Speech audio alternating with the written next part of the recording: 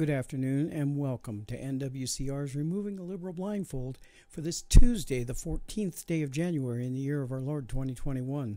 From Breitbart News comes this one. Emperor Biden. Joe sets record for executive orders in first week. So here we go. As of January 25, 2021, Biden has issued 33 executive orders, actions, proclamations, memoranda, and agency directives, according to CNN. 21 of these, according to the White House website, are executive orders. President Donald Trump signed 4 in his first week in 2017, and they raised hell about that one. President Barack Obama signed 5 in 2009. President George W. Bush signed none in his first week in 2001, and President Bill Clinton signed 1 in 1993. The historical norm for most presidents appear to be no more than a few executive orders, if any, in the first week. The American Presidency Project at the University of California, Santa Barbara confirms that no other president has issued as many as Biden, not even Franklin Delano Roosevelt, whose energetic first 100 days set a new standard for activity. Past presidents have defended the aggressive use of executive orders when the opposing party controls one or both of the houses of Congress. But in this case, Biden's Democratic Party controls both the House and the Senate, leaving few obstacles. Earlier this month, while previewing Biden's first days in office, incoming Chief of Staff Ron Klain told reporters that the new president's planned executive orders would be, quote, a restoration of an appropriate constitutional role for the president, unquote.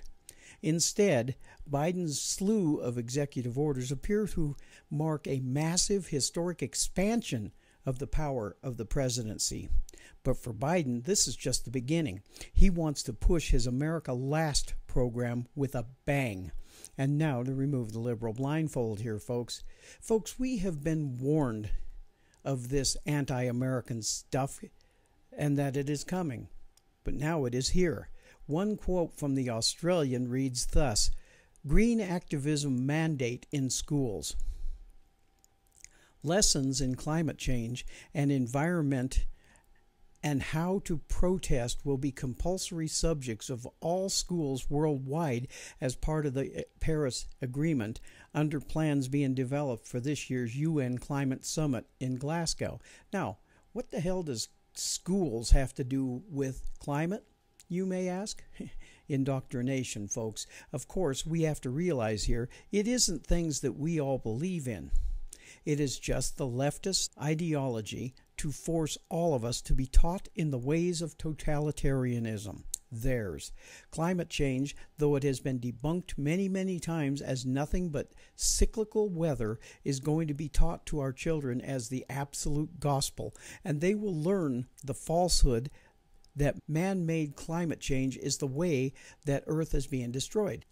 The problem is that God created this world, and only God has the power to destroy it, meaning that the Democrats and the left have taken it upon themselves to be God. On that, I use the small g for God because they are not. Biden has also decided that America's children should be indoctrinated even more than they already are by forcing on them, without the parents' consent, by the way, to teach them activism against the United States government when the government doesn't do what the new Nazi leftists are being taught. Yes, my friends, your children are going to be taught how to protest or riot against the government when it turns to an America First agenda. It has to be America Last for them to be happy. Your children are going to be taught this stuff. I have been saying for years now that the left has declared war on America. And more proof of that is in Biden's signing of his executive order to disband the 1776 Commission, which would teach your children to want to know about the true American history and what really happened.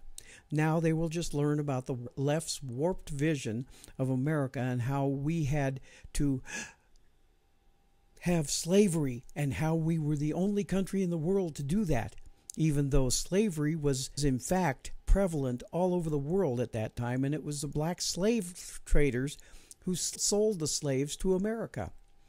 Your children will not be taught that America went to war with itself to end slavery and that blacks are better off in America than in any other country in the world now. All they will be taught is the left's mantra that blacks are being killed more often by white police than anything, and that is so far from the truth that it is nothing but a complete lie. They will be taught that America is the root of all evil in this world and that we should accept terrorists because they believe in freedom. They will be taught dad and mom are not male and female, but instead are the same in every aspect unless they are like Pelosi because she is actually a female. Something your kids will be taught doesn't exist. The Biden administration has taken Trump's America First ideal, flushed it down the toilet, and put their own America's Last program into full display. And though the fraud and the cheating of the last election went ignored by the left, mark my words, folks, if this had happened and Trump won because of it, they would be railing against America to make sure that the election's fraudulent behavior would never be done again, unless, of course, it helped them to win. We are seeing that today. America's fraudulent president, Joe Biden, building his America Last program by getting rid of America First program Trump enacted for all of us.